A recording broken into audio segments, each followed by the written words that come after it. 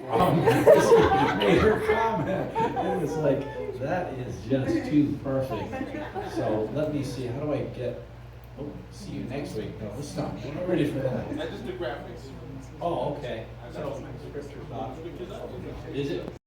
I want to come back to the scripture here where it says, don't worry about what you wear. And the very next thing is, for the pagans run after these things. She's trying to paganize me. Right?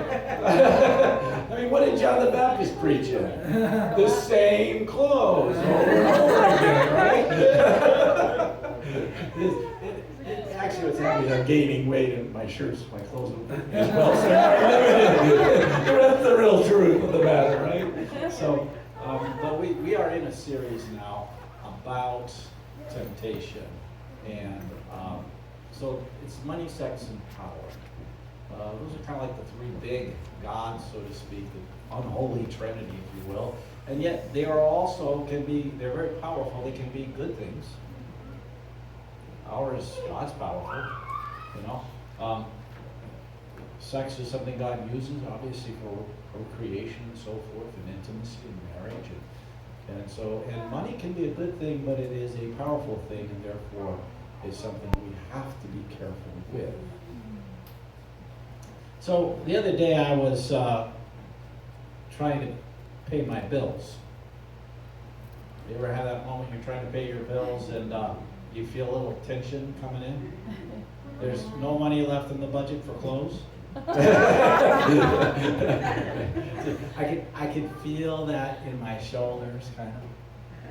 You know? And sometimes that happens when you're dealing with money, and the stress and the worry can start to get in, right? Because it turns out that you got more bills than you have money, and it seems like it just keeps happening that way over and over again. And why did the car break down this? Why did that have to happen to me? You know, and it's like it happens to everybody, by the way, but it feels like it always keeps happening to us, right? And so we all know what it's like sometimes to worry about money and fear. And so what I want us to look at here in this passage is I want to look at verse 25, where Jesus says, "Therefore I tell you, do not worry." And then he begins to describe it as what you'll eat and drink and all the rest of these kinds of material things that we think money is so necessary in order to be able to acquire. So this passage is all about not worrying. Because what happens when worry gets in, it gets into our minds, it gets into our hearts, it begins to affect us. And Jesus is teaching this to a group of people who are going through some tremendous financial pressures. 2,000 years ago, he's in Galilee, and he's not talking to the rich people in Jerusalem, he's talking to the Galilean people. His own disciples, and then this crowd that is gathered. This is a part of a collection of his teachings that we call the Sermon on the Mount. And we know enough about the economics of the day to know that many of these people were struggling with whether or not they'd have enough money to feed their children. Rome was controlling the political control, and therefore also economic power and stranglehold on their lives, and they were forced into almost a double taxation. While the rich were growing richer in Rome and throwing lavish parties, they oftentimes were struggling to have enough food to put on the table for their children. Jesus even tells a parable about a man who was waiting to see if he could get hired just as a day laborer. And it was the wee hours of the afternoon, and it looked like he would not be hired, but he's still there waiting. Now the parable says that he gets paid as much as everybody else, and Jesus goes on to explain how this relates to grace. But I want us to note that he's telling the story about somebody who refuses to go home, even though it's late in the afternoon and it seems he's not going to make any money, because how can he go home? It's woven into the stories that Jesus would tell as he talks about what life is like. And for many of them, they would have thought to themselves, not worrying, getting to the place where you don't have to worry about this. Well, the answer to this is that you just need more money, right? You ever have that moment you go like, if I just had more money, if If I just, that would solve so many, man, all the bills would get paid. My life would be so much better if I just had more money. And here Jesus is going to talk to us about not worrying. Not worrying, but he never says you need more money in this passage. You know, we think sometimes more money is going to solve the problem. And imagine that Jesus is talking here to people who really don't have hardly anything. They have food scarcity. Like, they don't know whether they're going to have enough to eat. Nobody in this room is probably worried about whether they're going to have enough food to eat. Right? So when I woke up this morning, I wasn't worried about the empty cupboards in my house. I woke up with this thought in mind. Lord, help me to be disciplined not to eat too much. You know, one of the things I like to read history, when you read history, I love stories, and the stories are usually about the rich and famous, like royalty and so forth. And one of the things I've noticed over the years of reading about all these people who are kings and queens, they have terrible financial problems. It's just surprising. If people in the ancient world who were listening to Jesus 2,000 years ago were seated here, they say, you live better than the kings and queens do that we so admire and look up to. Your life was, you mean you don't have any food scarcity? You're not worried about whether you're going to feed your children today? No, we're not really worried about that. Your life must be amazing. No, actually, we're worried that we're not going to have enough, right? So more money does not solve the problem of worry. People are still stressed out and anxious. Even in our own lives. I mean, we look back and think about where we first lived, and back then I couldn't buy new clothes, remember? I still struggle with that one. But at any rate, you know, we lived in an apartment, above a garage in an apartment, and no air conditioning. Right? I mean, that's different from where we are now. And yet, we still sometimes worry. Right? Even our own lives. I mean, we've seen the kind of financial, more money is not really what is the answer to this.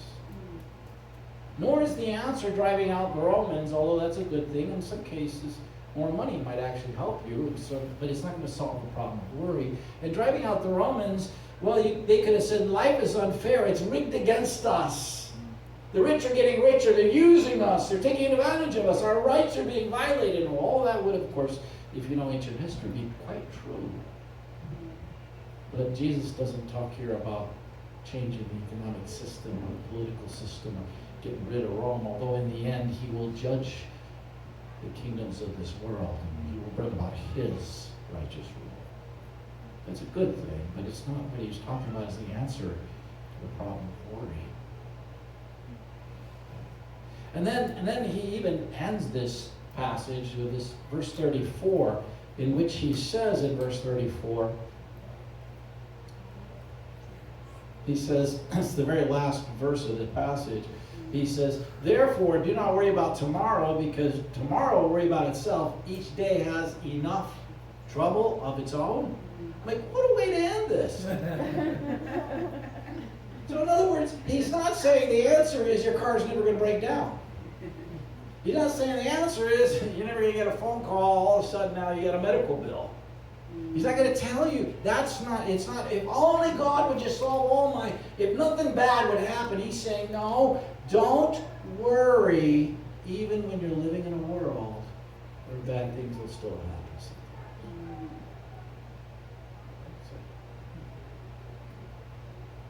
In fact, the whole passage, that's what he keeps talking about, don't worry. So I'm going to come up here in verse 25, and let's look at this where he says, therefore I tell you, do not worry. And then all the stuff that Joy read earlier about food and clothes and everything else, and then he comes down here, and you notice how many times he kept saying not to worry in this passage? Who have you by worrying?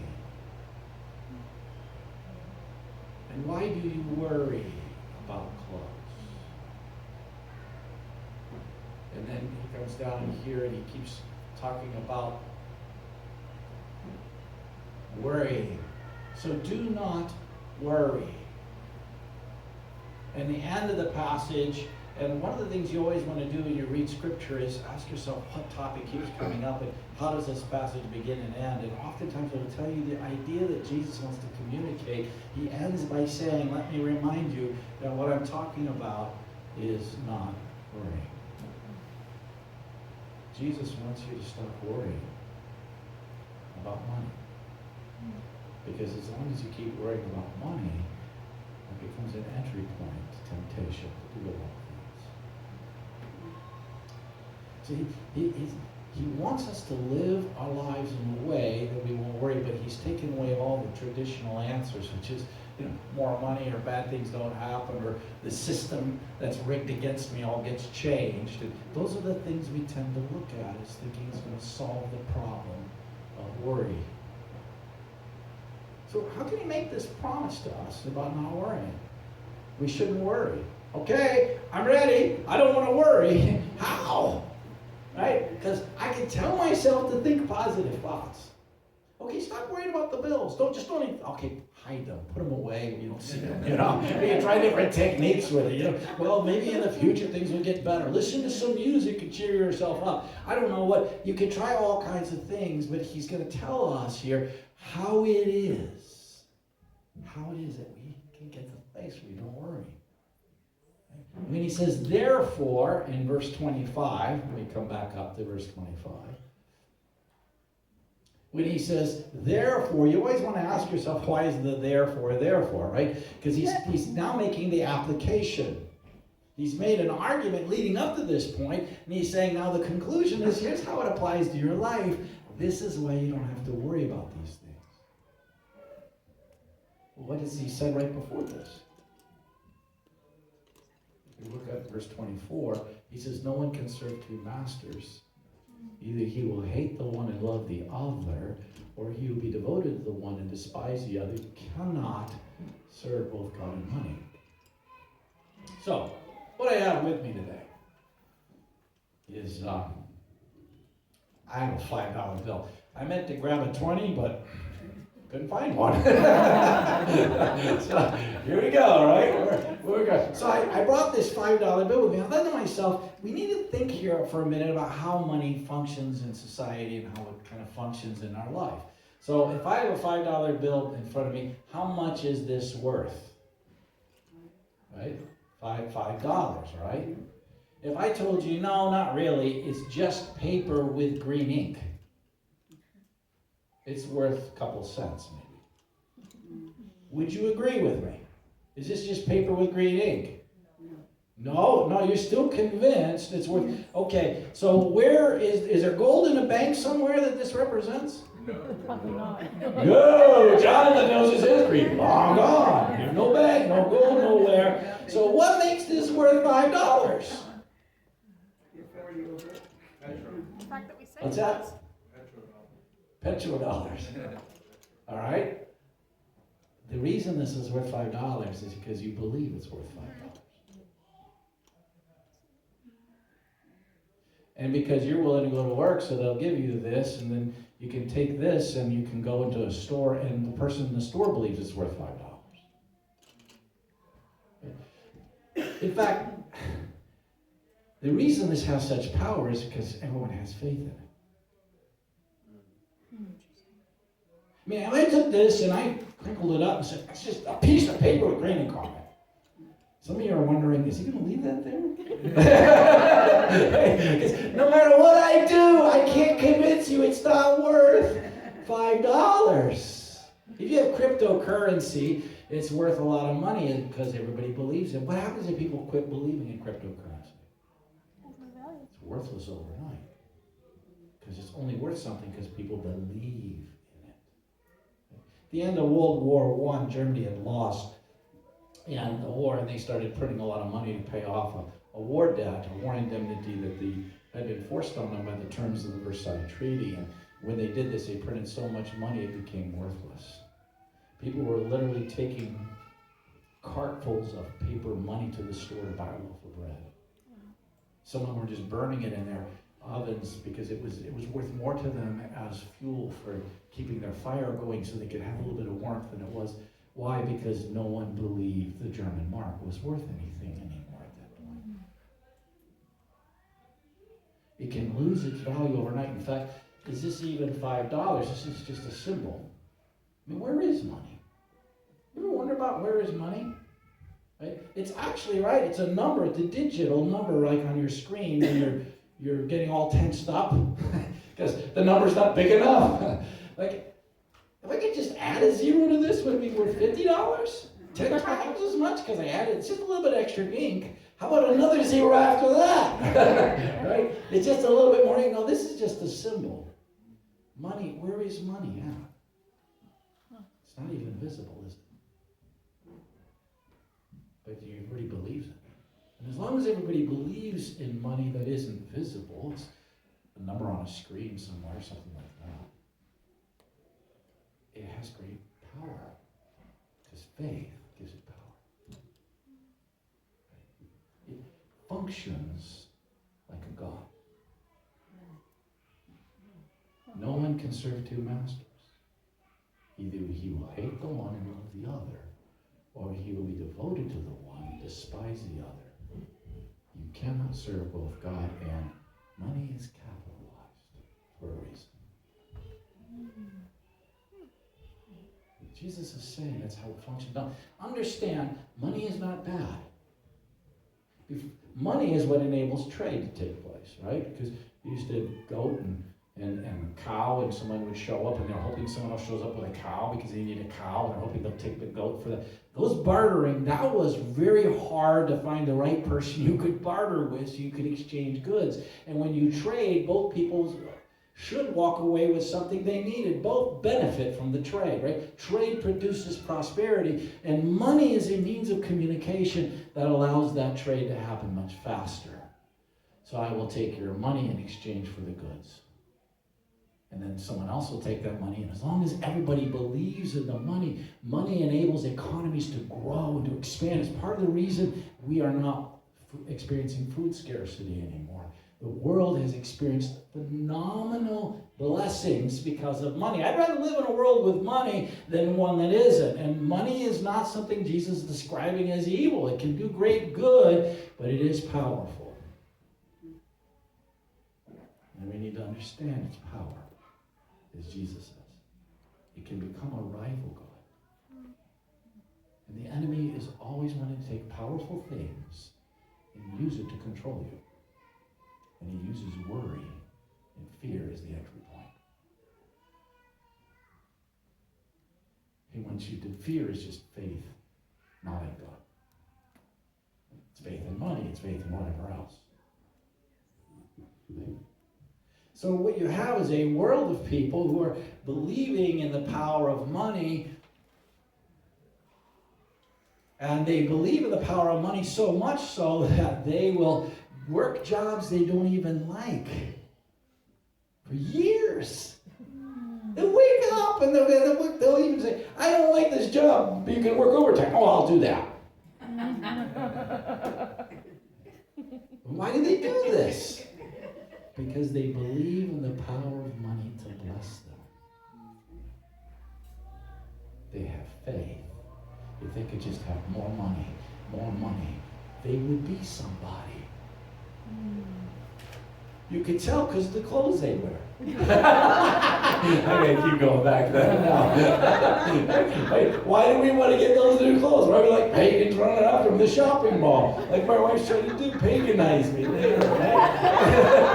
Why do we do it? So people will think we're successful. The embarrassing thing was that it makes you look like I'm a failure that I wear the same clothes over and over. And we're worried about that, right? We're worried about what people think. Right? What if I don't drive the right car? What if I don't live in the right zip code? You know, we believe in the power of money to bless us so much that we will serve it our whole lives to accumulate it. Just think if in a place like this we had as much faith in God as you had in that money that we hold. And if we were coming together, we just need more of God, we just need more of God. I couldn't shake your faith in him. Even though he's invisible, he's everywhere at once. He's like money. I mean, he has the power to bless you. So you serve him because you believe he indeed can do that. It's interesting how money functions in our lives. how the enemy will use this fear oftentimes to try to get in. Because it's so powerful, it's so influential. That's why money is not evil, but it is the root of all evil, according to James. Because it works its way into almost everything else in our lives. And it has this tremendous ability to impact us. So Jesus says in this passage, he says, you cannot serve both God and money. Now, I preached this years ago, and I preached it as you shouldn't be serving both God and money. I thought I was preaching a great sermon when you shouldn't do that. But that's not really what Jesus says. What did he say? He said you cannot. In other words, there's a difference. Should is something you shouldn't try to do. Cannot is something you can't do, and you're fooling yourself if you think you are. He says you cannot. It's going to be either or. Cannot, in the end, serve both. So you choose which one you're going to serve. Now here's the thing about money. You might love money. You might serve money. You might be convinced that money is going to bless you if you just had more and more and more of it. And more money can be a blessing in our lives. I'm not saying it's not. But understand that even if you serve money your whole life and you love money, money doesn't love you. Money doesn't even know you exist. Money doesn't care about you. No wonder you'll always worry when that's what you're trusting in. Is something that is powerful, but is not caring about you. So he says, listen, the way you solve the problem of worry is you get to verse 25 or 24. You can't serve both God and money. When you decide that God is in charge and he is in control, then there's nothing left to worry about. And the whole rest of this passage and all that we just had read by Joy is all about he's going to take care of you. He knows you have needs. He knows you want food and clothes. These are not bad things. They're good things.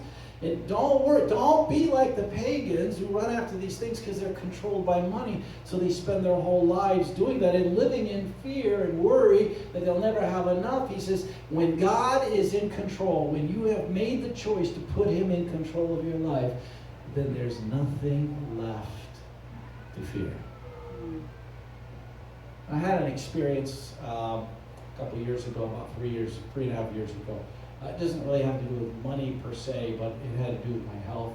And many of you know I faced open heart surgery. So it was during COVID, so I was in the hospital and no one could visit me. So for 10 days and the days, especially leading up to the quadruple bypass, when I had 8 blockages and all the rest of that, that could be really nerve-wracking time because, I know people my age who had made it, through that experience. And so, I could have been a time of great worry and fear in my life, very, very easily, right? But what I discovered in that moment was that I could trust God. I felt closer to him in those moments than any other time in my life. And instead of the fear and the worry taking over, I found this incredible peace that came that God's got this, no matter what happens. My future is secure in his hands. And I realized in that moment that the crisis doesn't make your faith, but it does reveal whether it's there or not. In that moment, I discovered that my faith had grown over the years in the Lord to the point where I could trust him in a moment like that. Why not trust him every day of my life? I like to tell you that I don't worry about money. That'd be stretching it a little bit, right? We're working on it. We're trying to get there, right? But I do believe that as our faith grows in God, the more we weaken the control that money otherwise wants to assert over us. Now, in this passage, I want us to go up a couple verses. And this passage is not a passage about money being evil. This is not a passage of trying to raise finances. This is a passage where Jesus is wanting to do is kill worry in your life. That's what he wants to do. He sees what it does to you. He sees what the fear of money does to you. He wants you to be freed from that. So how is it that we actually end up making God in control of our lives? Well, it's not by saying he's in control of our lives. And it's not based on how we feel. There's times I thought that I felt certain thing about God and that made it automatically true. It did until the feeling went away and then it didn't work so well anymore, right? I mean, so this is not about how you feel. It's not even about whatever statements you might make or what you intend to commit yourself to. He says, here's how you will determine who's in control of your life because you always act on your faith. He says, do not store up for yourselves treasures on earth where moth and rust destroy and where thieves break and steal. Instead, you make this choice. You store up for yourselves treasures in heaven where moth and rust do not destroy and where thieves do not break in and steal. So he says it's the choices that you make in life that will determine who ends up in control. It's not feelings. It's not telling yourself certain thoughts. It's what are you doing with the things you have in your possession that you value? That, over time, will become our choices. And that, he starts with that, and he says, the end result is you'll end up serving one or the other. It's like, I'll tell you your future based on the choices you're making right now with the things you have that are valuable. So if you take the things that are valuable and you put them somewhere where they're not safe, like in the hands of a God who doesn't even care you exist. Like when you die, people serve money. When you die, guaranteed abandonment. You're serving a God who doesn't even know you exist and will abandon you at some point. If not sooner, at least at that moment, money's gone, doesn't even care about what you are in the most vulnerable moment of your life, nowhere to be found. So when Jesus says you put what you value in some place where it's not safe, you'll always have to worry about it. And when you put it in something that's not safe, this world is not a safe place. Not only does money not care about you, this world is perishing. It's starting to fade away. It's not the future. The kingdom is. The kingdom is what's the future. That's what's eternal. That's what's already starting to break in this world, life and ministry and teaching of Jesus. So what he says is, if you do this, you're putting your money into something that's not going to last. It can't. The Titanic was, people who got on the Titanic were told, it's the unsinkable ship and everything else. And so they're on this ship and they just can't believe that it could be going down. And when they do realize that they have problems and the water is starting to get into the boat, some of them were partying, they were dancing, most of these people were very wealthy, and they told the band to play on, to keep the people distracted and entertained, so they wouldn't even realize that they are on a ship that is sinking. And sometimes it's like the world just wants to play the music a little louder, so we can stay entertained. And Jesus is saying, the kingdom, that kingdom is fading away. My kingdom is coming. When you take the things you value and put it into what I'm doing in this world, into my hands, it will be somewhere safe. Nobody can steal it. Nobody can take it. It's the decisions you make every day with the things that you value that will determine your future. Now, when you're talking about something like money, we do. Let me just, I think it's time to pause and say,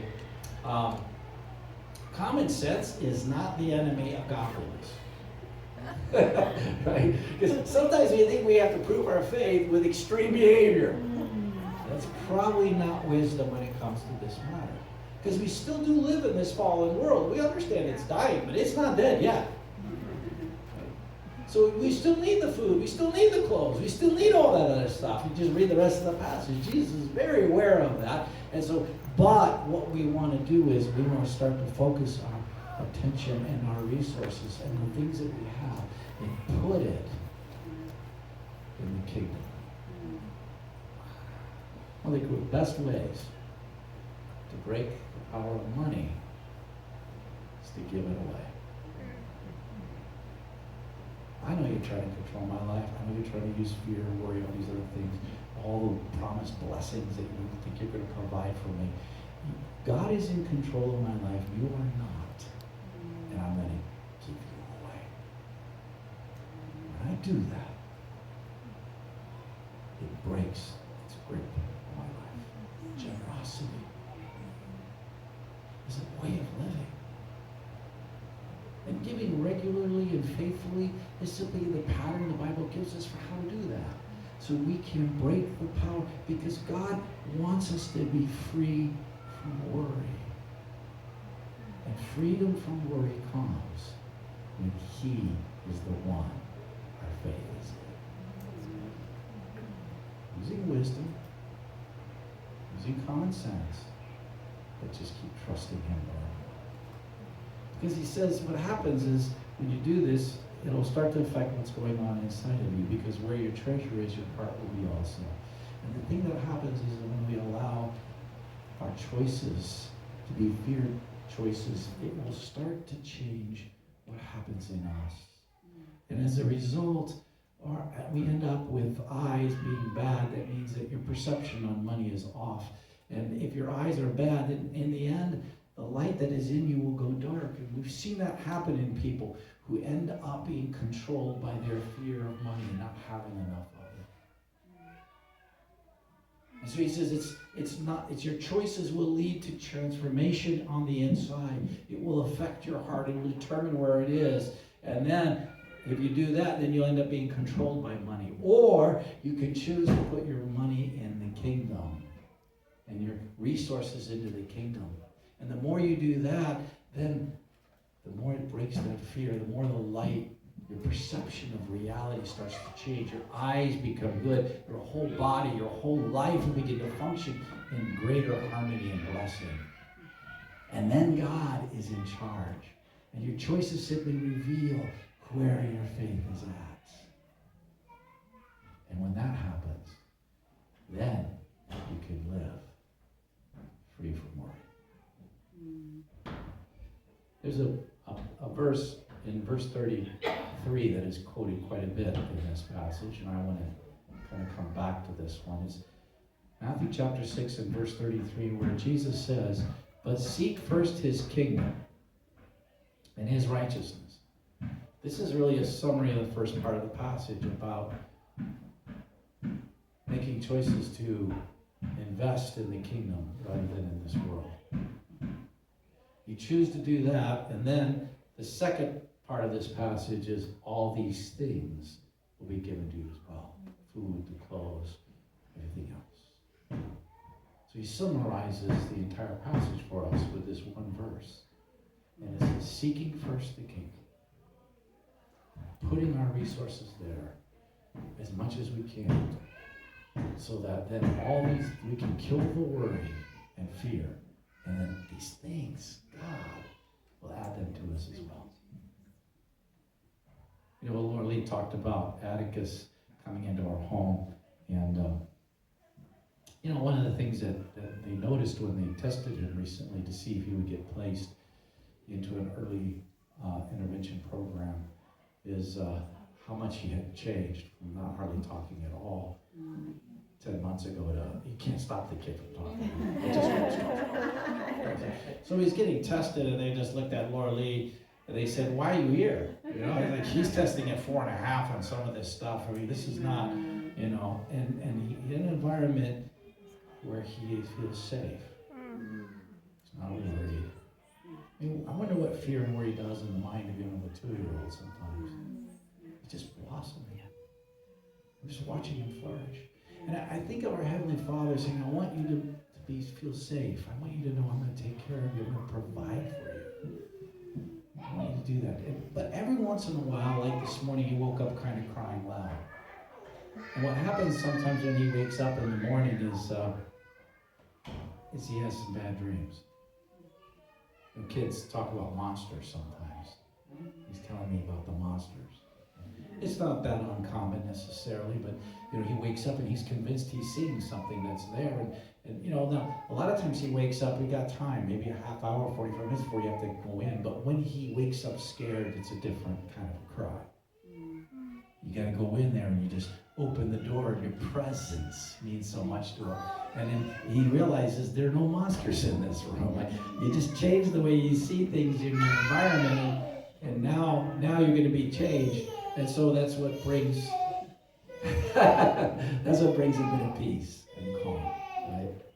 Is that sometimes even after you're living in your Father's house and you've decided He's in control, there's still some moments when worry and fear will get in there. And you're seeing those financial monsters. And you just need Him to show up in your life and just help you to see life the way it really is, like in this passage. And allow that fear to disappear. Okay? Let's bow our heads in prayer. Dear Heavenly Father, we do